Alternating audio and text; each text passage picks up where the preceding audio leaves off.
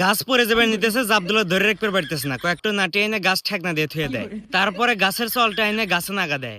মিস্ত্রি এসে গেটের দরজার মাপ নিয়ে যেতেছে। মিস্ত্রি যে গাড়ির চড়ে যাবেন নিচে, এগুলো কি বন্দুকের গুলি নাকি চকবিন কিছুই বুঝতেছি না। মাটিতে সার বুনে দিয়ে উপর দিয়ে আবার ঘাস দিয়ে ঢেকে দিল, তারপরে আবার ফুল গাছ গেড়ে দিতেছে। ঘোড়া মানুষের দিকে বন্দুক ঠেকায় ডাকাতি করতেছে।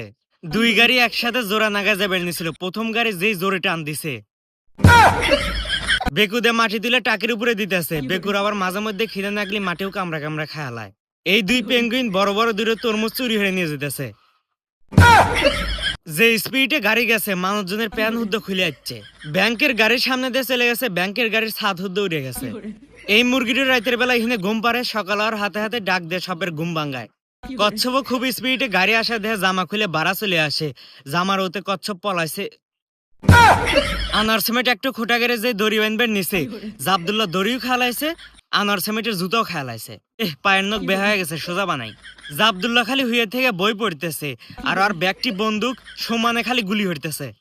জাবদুল্লাহ বন্দুকের গুলি থেকে বাঁচার নেগে পাথরের পিছনে যা পলাইতেছে, কিন্তু কোনো কাম হইতেছে না। বন্দুকের গুলি নেগে পাথর জামা হয়ে গেছে। জামাটা হুন্নির তুলে তাড়াতাড়ি চলে যায়।